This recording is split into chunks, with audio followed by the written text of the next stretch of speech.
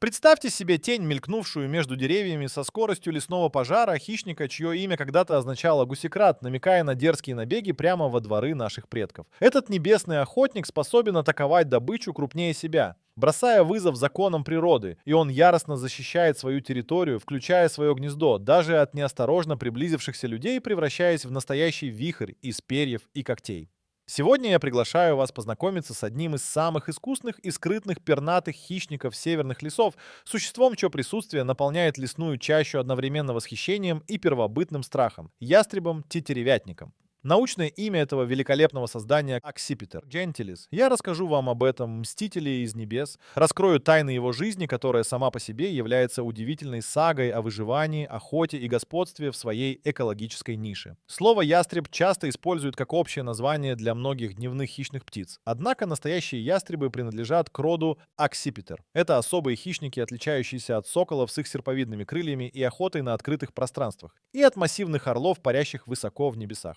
Ястребы — это лесные спринтеры, мастера засады и маневренного полета среди густых ветвей. И тетеревятник, наш сегодняшний герой, является одним из самых крупных и грозных представителей этого рода. Он воплощает саму суть ястребиной охоты, стремительность, внезапность и невероятную силу. Я чувствую настоящий трепет, когда думаю об этом пернатом властелине леса, чья история полна драматизма, силы духа и впечатляющей адаптации. Приготовьтесь погрузиться в мир, где каждый взмах крыла решает вопрос жизни и смерти, где взгляд хищника пронзает лесной сумрак, выискивая следующую жертву. Мы исследуем его мир, поймем его роль в природе и, возможно, немного лучше поймем самих себя через призму жизни этого удивительного существа. Портрет хищника. Перья и взгляд. Теперь давайте взглянем на само воплощение скрытной силы и смертоносной грации. Визуальный портрет ястреба-тетеревятника поражает воображение своим совершенством, созданным природой для охоты в лесной чаще.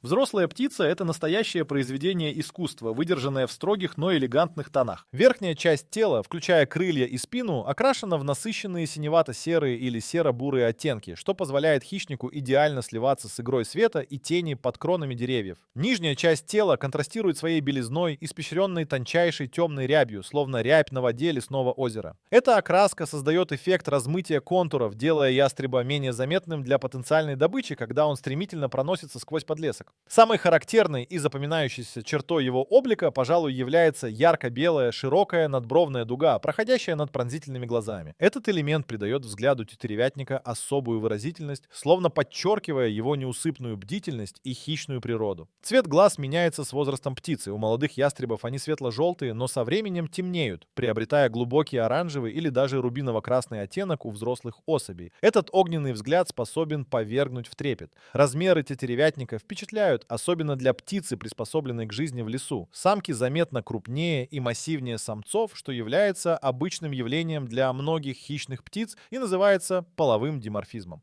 Длина тела взрослой особи может варьировать от 19 до 27 дюймов, а размах мощных, относительно коротких и широких крыльев достигает от 35 до 48 дюймов. Вес самки может составлять от 1 фунта 8 унций до почти 5 фунтов, тогда как самцы легче. Их вес колеблется от 1 фунта 1 унции до 2 фунтов 10 унций. Представьте себе хищника размером примерно с крупную ворону или даже чуть больше, но несравнимо более мощного и смертоносного. Молодые тетеревятники отличаются от взрослых. Их оперение выдержано в бурых тонах сверху, а нижняя часть тела кремовая или желтовато-красная с крупными темными продольными пятнами, обеспечивающими маскировку в первые месяцы самостоятельной жизни. Мощное телосложение, широкие крылья для резких маневров и длинный хвост, служащий рулем при погоне. Все в облике тетеревятника говорит о его предназначении быть идеальным лесным охотником. Мировое братство семья ястребов. Взглянем на многоликую семью истинных ястребов. Ведь наш грозный тетеревятник не одинок в своем роде. Он принадлежит к обширному и разнообразному роду Аксипитер, который объединяет настоящих ястребов, разбросанных по всему нашему миру. Эти птицы, мастера лесной охоты, представляют собой уникальную ветвь эволюции хищников. Позвольте мне познакомить вас с некоторыми из ближайших родственников нашего героя, чтобы вы могли лучше оценить его особое положение. Вот, к примеру, ястреб-перепелятник, Аксипитер нисус. Он значительно меньше тетеревятника, скорее размером с голубя, его длина тела обычно составляет от 9 до 16 дюймов. а размах крыльев варьирует от 19 до 27 дюймов. Самцы перепелятника очаровательны своим голубовато-серым верхом и тонкой рыжеватой поперечной полосатостью на груди, тогда как самки крупнее и окрашены скромнее, в буроватые тона с серой рябью снизу. Его вес совсем невелик, от 4 до 11 унций, примерно как 2-3 теннисных мяча. Перепелятник — это специалист по охоте на мелких птиц, которых он с невероятной ловкостью преследует в кустарниках и живых изгородях Европы и Азии. За океаном в Северной Америке обитает его аналог и близкий родственник тетеревятника — ястреб Купера Аксипитер коопери. Он занимает промежуточное положение по размеру, его длина от 14 до 20 дюймов, а размах крыльев от 24 до 35 дюймов. Весит он от 8 до 21 унции. Взрослые птицы напоминают тетеревятника синевато-серой спиной и рыжеватой полосатостью снизу, но у них более округлая голова и часто заметна темная шапочка. Ястреб Купера также охотится преимущественно на птиц, но не брезгует и мелкими млекопитающими, и он лучше, чем тетеревятник, приспособился к жизни рядом с человеком, часто встречаясь в пригородах и парках. Существует еще множество других видов аксипитер, таких как крошечный североамериканский полосатый ястреб аксипитер стриатус, весом всего с несколько игральных карт. Или экзотические ястребы тропических лесов Африки, Азии и Австралии, каждый со своими уникальными адаптациями. Но на их фоне наш герой, тетеревятник, выделяется своими размерами, силой и способностью одолевать крупную добычу, подтверждая свое реноме одного из верховных хищников северных лесов. Ареал распространения ястребов рода аксипитер поистине глобален, они населяют леса и лесистые местности практически всех континентов, за исключением Антарктиды, демонстрируя удивительную экологическую пластичность этого древнего рода хищных птиц. Лесные угодья. Дом в чащобе.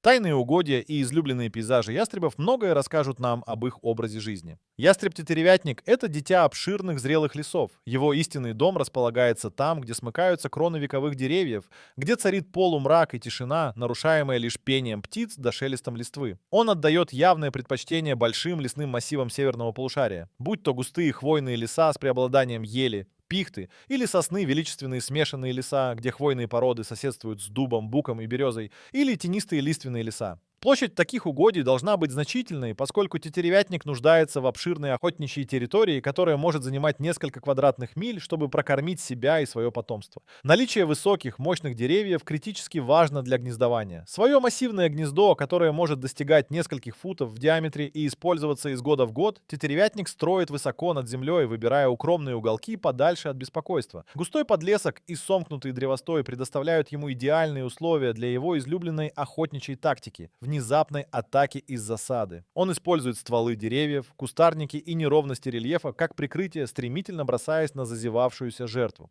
Хотя тетеревятник предпочитает сердцевину леса, он также может встречаться и на опушках, и в лесах, пересеченных просеками или речными долинами, где открытые пространства чередуются с густыми зарослями. Однако сильная фрагментация лесов, их вырубка и общее уменьшение площади старовозрастных древостоев представляют серьезную угрозу для благополучия этого великолепного хищника. Но если тетеревятник остается верен своим диким лесным владениям, то некоторые его родственники демонстрируют большую гибкость. Тот же ястреб-перепелятник или ястреб Купера куда лучше адаптировались к измененным человеком ландшафтам. Они вполне комфортно чувствуют себя в небольших лесных массивах, лесопарках, садах и даже в зеленых зонах городов, при условии наличия достаточного количества деревьев для гнездования и обилия мелких птиц, часто привлекаемых кормушками. Эта способность к адаптации позволяет им порой встречаться чаще на глаза человеку, чем их более крупный и скрытный собрат — тетеревятник, который остается истинным призраком глухих лесов. Тактика тени, искусство засады. Пришло время заглянуть в самое сердце охотничьей души тетеревятника, понять его гениальную тактику внезапности. Охота для него — это не парение в высоте и недолгая погоня на открытом пространстве, как у соколов. Нет, ястреб-тетеревятник — это мастер молниеносного удара из укрытия, настоящий лесной ниндзя. Его стратегия основана на терпеливом выжидании и ошеломляющем броске, который не оставляет жертве ни единого шанса. Представьте себе, хищник затаился на ветке, скрытой густой листвой или хвойными лапами, его серые перья сливаются с корой дерева, его острый взгляд сканирует подлесок. Он может часами сидеть неподвижно, наблюдая за жизнью леса, выбирая момент. И вот, когда неосторожная белка спускается по стволу или стайка дроздов кормится на земле, происходит взрыв.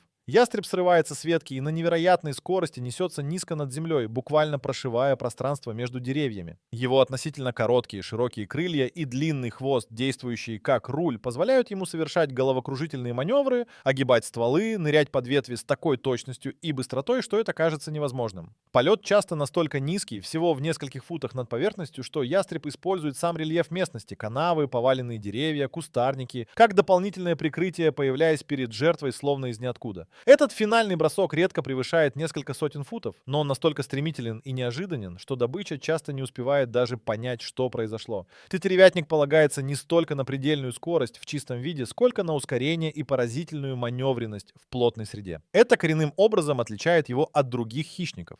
Тот же перепелятник, его меньший собрат, использует схожую тактику преследования мелких птиц в кустарниках, но тетеревятник, благодаря своим размерам и силе, способен применять ее к гораздо более крупной и быстрой добыче. Его метод — это воплощение принципа «увидел-схватил», доведенное до абсолютного совершенства в условиях лесной чащи. Меню мстителя — пир в лесу.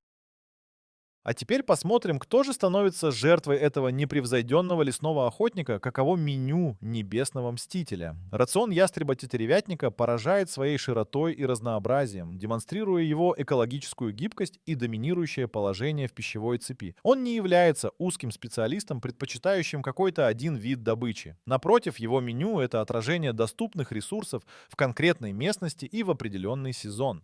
Основу его питания составляют птицы среднего размера и млекопитающие. Среди пернатых жертв часто оказываются голуби, сойки, дрозды, дятлы, врановые птицы вроде ворон и грачей, а также более крупные виды, такие как фазаны, тетерева и даже домашние куры, если предоставляется такая возможность. Он способен настигать и сбивать птиц как на земле, так и в полете, используя свою невероятную реакцию и мощные когти. В мире млекопитающих его добычей становятся зайцы-беляки и русаки, дикие кролики, а иногда и более мелкие грызуны вроде полевок или крыс. Особенно впечатляет его способность одолевать добычу, которая порой не уступает ему в весе, а иногда даже превосходит его, например, взрослого зайца весом до 10-12 фунтов. Я был свидетелем описаний, как тетеревятник успешно охотился на молодых лисиц или даже небольших косуль, хотя это, конечно, исключительные случаи, подчеркивающие его силу и отвагу.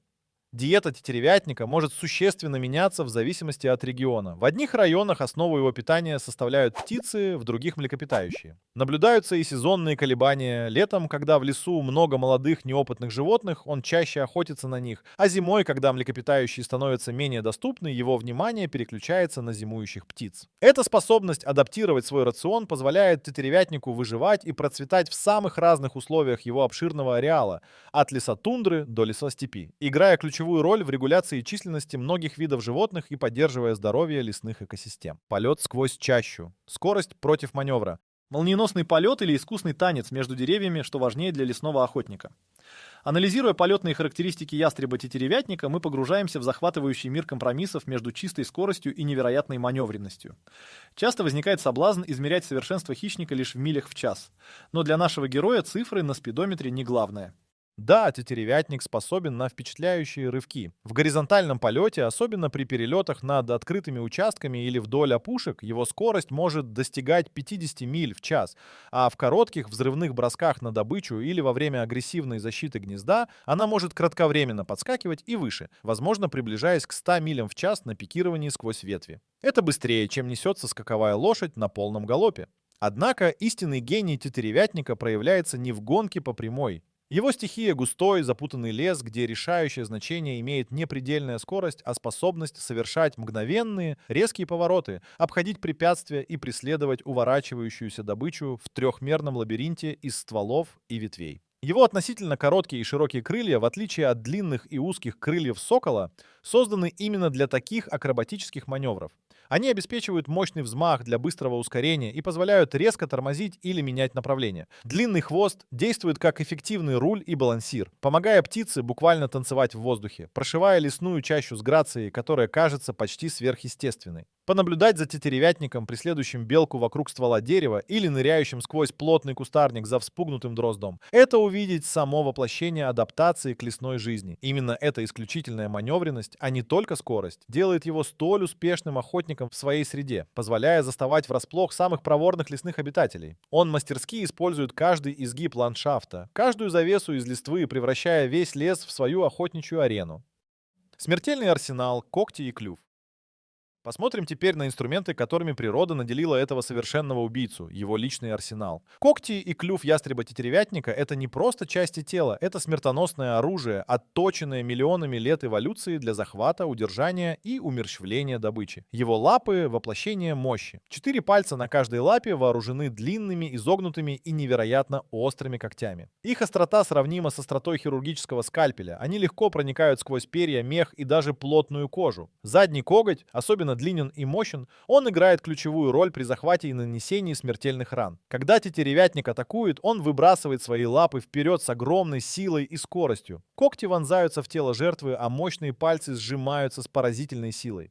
Мышцы и сухожилия в его лапах работают как тиски, способные не только удержать отчаянно сопротивляющуюся добычу, часто превосходящую ястреба по весу, но и буквально раздавить ее или вызвать быструю смерть от повреждения жизненно важных органов или удушья. Механизм захвата таков, что чем сильнее жертва пытается вырваться, тем глубже вонзаются когти и тем крепче становится хватка. Существует механизм, позволяющий сухожилиям фиксировать пальцы в сжатом положении, экономя силы птицы при удержании крупной добычи. Клюв тетеревятника, хоть и не такой массивный, как у орла, идеально приспособлен для своих задач. Он относительно короткий, но очень прочный, с острым крючком на конце верхней части, надклювья. Этим крючком ястреб наносит точные удары для окончательного умерщвления добычи, часто перекусывая шейные позвонки или использует его для разрывания шкуры и разделки туши на куски. Мощные челюстные мышцы позволяют ему отрывать куски мяса и даже дробить небольшие кости. Когти служат для захвата и убийства, а клюв для завершающего удара и последующей трапезы. Это смертоносный дуэт, который обеспечивает тетеревятнику господство в его лесных владениях. Лесная крепость, гнездовая ярость. Давайте теперь проникнем в сокровенные тайны семейной жизни этого лесного отшельника, где ярость охотника уступает место удивительной преданности. За грозным обликом тетеревятника скрывается сложная система отношений и поразительная забота о потомстве. Весной, когда лес пробуждается к жизни, в небесах разыгрываются захватывающие воздушные балеты. Самец и самка исполняют впечатляющие ритуальные полеты, кувыркаясь, пикируя и преследуя друг друга среди верхушек деревьев, укрепляя тем самым узы пары, которая часто сохраняется на всю жизнь. Найдя подходящее место, обычно высоко на мощной развилке старого дерева, в самой глухой и спокойной части леса, пара приступает к строительству или обновлению гнезда. Это монументальное сооружение из сучьев и веток, высланное изнутри хвоей, корой и зелеными веточками, может достигать 4-5 футов в диаметре и нескольких футов в высоту, становясь с годами все более внушительным размером почти с небольшой стол. В это надежное убежище самка откладывает от 2 до 5 голубовато-белых яиц, обычно 2 или 3. Затем начинается долгий период насиживания, продолжающийся примерно от 35 до 40 дней, и основная ответственность ложится на самку, в то время как самец неустанно снабжает ее пищей. Вылупившиеся птенцы, покрытые густым белым пухом, абсолютно беспомощны и полностью зависят от родителей. Самка обогревает и защищает их, а самец приносит добычу, которую она затем тщательно разделывает на мелкие кусочки для голодных ртов. Наблюдать за этим процессом значит видеть воплощение родительской заботы в дикой природе. Но мир вокруг гнезда — это крепость, и тетеревятники известны своей беспримерной яростью при ее защите. Любой, кто неосторожно приблизится к гнезду, будь то другой хищник, ворона или даже человек, рискует испытать на себе всю мощь родительского гнева. Птицы с пронзительными криками пикируют на нарушителя, нанося удары когтями, целясь в голову и спину. Эта агрессия особенно сильна в период, когда в гнезде находятся яйца или маленькие птенцы, и зона обороны может простираться на сотни футов вокруг гнездового дерева. Эта бесстрашная защита обеспечивает выживание потомства в мире, полном опасностей. Конфликт у порога. Угроза хозяйству. Однако соседство столь мощного и эффективного хищника с человеком не всегда протекало гладко, порождая вековой конфликт. Мы подошли к непростой теме — ущербу, который ястреб-тетеревятник, а порой и другие ястребы, может наносить домашнему хозяйству. Исторически за многими крупными ястребами, включая тетеревятника, закрепилась нелестная репутация куриных ястребов или гусекрадов, отражающая их способность совершать дерзкие налеты на птичьи дворы. И я должен признать, что эти обвинения не совсем беспочвенны. Действительно, тетеревятник, будучи оппортунистическим охотником, может рассматривать домашнюю птицу — кур, уток, гусей, цесарок, декоративных голубей — как относительно легкую добычу, особенно если его естественная кормовая база в лесу оскудевает, например, в суровые зимы, или если птичий двор располагается неосмотрительно близко к лесной опушке, прямо на границе его охотничьих угодий. Уязвимость домашних птиц, часто лишенных естественных инстинктов самосохранения и ограниченных в передвижении, делает их привлекательной целью. Внезапная атака из-за деревьев, стремительный бросок, и вот уже очередная несушка становится обедом для ястреба или его птенцов. Я понимаю фрустрацию и убытки, которые такие нападения могут причинить фермерам и владельцам частных подворий, для которых каждая птица имеет значение. Потеря даже нескольких кур может быть ощутимой. Однако здесь важно сохранять взвешенный взгляд. Масштаб ущерба, наносимого именно тетеревятниками, часто преувеличивается. Далеко не каждый тетеревятник специализируется на домашней птице. Для большинства дикая добыча остается основой рациона. Нападения чаще всего носят эпизодический характер, либо связаны с отдельными особями, которые обнаружили этот легкодоступный источник пищи. Обвинения часто огульно возлагаются на всех ястребов подряд, хотя виновником может быть и другой хищник. Поэтому, признавая наличие проблемы, нельзя демонизировать весь вид, который играет важную роль в поддержании экологического равновесия в наших лесах. Этот конфликт интересов требует скорее разумных мер защиты домашних животных, нежели бездумного преследования самих хищников. Хрупкое будущее. Судьба хищника. Будущее этого лесного призрака туманно, его судьба неразрывно связана с нашими действиями. Рассматривая современное положение ястреба-тетеревятника, я ощущаю смесь надежды и тревоги. На глобальном уровне, благодаря своему огромному ареалу, охватывающему большую часть северного полушария, вид пока классифицируется как вызывающий наименьшие опасения. Однако эта общая картина скрывает множество региональных проблем и локальных снижений численности, которые заставляют задуматься. Главная угроза для тетеревятника сегодня, как и для многих лесных обитателей, это потеря и деградация его исконных мест обитания. Вырубка старовозрастных лесов, особенно масштабные сплошные рубки, лишает его не только мест для гнездования на мощных деревьях, но и уничтожает сложную структуру леса, необходимую для его уникальной охотничьей стратегии. Фрагментация лесных массивов дорогами, застройкой, сельскохозяйственными угодьями разрывает его охотничьи территории и изолирует популяции. Это все равно, что разрушать стены и комнаты его дома, оставляя лишь неуютные, открытые всем ветрам руины. Второе серьезное испытание – это фактор беспокойства со стороны человека. Тетеревятники чрезвычайно чувствительны к присутствию людей вблизи своих гнезд, особенно в период размножения. Лесозаготовки, туризм, даже просто частое появление людей в гнездовых участках могут привести к тому, что птицы бросят кладку или птенцов. Их яростная защита гнезда, увы, иногда провоцирует ответную агрессию со стороны людей. И, к сожалению, прямое преследование все еще имеет место. Несмотря на законодательную охрану во многих странах, браконьерство и отстрел тетеревятников продолжаются, мотивированные как устаревшими предрассудками о вредном хищнике, так и конфликтами с владельцами дичеразводных хозяйств или птицеферм. Наследие прошлого также дает о себе знать. В середине 20 века широкое использование хлорорганических пестицидов нанесло страшный удар по многим популяциям хищных птиц, включая тетеревятника. Эти яды накапливались в пищевой цепи, приводя к истончению скорлупы яиц, которые трескались под весом насиживающей самки, и к гибели эмбрионов. Хотя применение наиболее опасных пестицидов сейчас запрещено или ограничено, их последствия ощущались долгие десятилетия, и восстановление популяции требует времени и постоянных усилий по сохранению чистой окружающей среды. Защита этого великолепного хищника требует комплексного подхода, сохранения больших массивов зрелых лесов, ограничения беспокойства в гнездовой период и просвещения для искоренения враждебного отношения. Символ и партнер – ястреб в культуре. Этот мститель из небес оставил свой след не только в лесах, но и в глубинах человеческой культуры. Ястреб и особенно могучий тетеревятник издавна будоражил воображение людей, становясь символом противоречивых, но неизменно сильных качеств.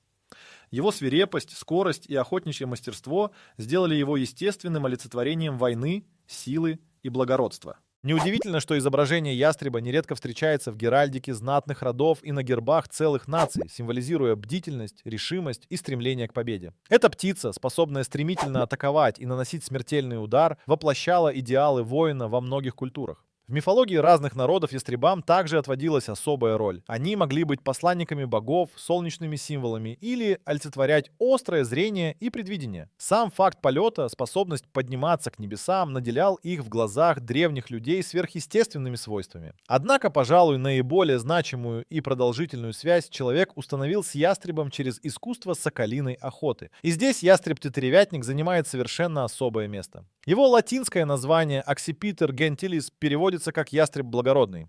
На протяжении веков охота с тетеревятником была привилегией знати во многих странах Европы и Азии. Укротить и обучить эту мощную, своенравную птицу для охоты в лесу требовало огромного терпения, мастерства и глубокого понимания ее природы. В отличие от соколов, охотящихся в открытом поле, тетеревятник предназначался для сложной охоты из-под собаки или с подхода на лесную дичь — фазанов, зайцев, кроликов. Охота с тетеревятником — это был не просто способ добычи пищи, это было целое искусство, партнерство между человеком и птицей, основанное на взаимном уважении. Даже сегодня, в эпоху современных технологий, соколиная охота с тетеревятником сохраняет свою притягательность для энтузиастов по всему миру, являясь живой нитью, связывающей нас с далеким прошлым. Он предстает перед нами не просто как объект изучения орнитологов или как элемент экосистемы, но и как важная часть нашего культурного наследия, символ дикой, неукротимой силы природы, с которой человек всегда стремился найти общий язык.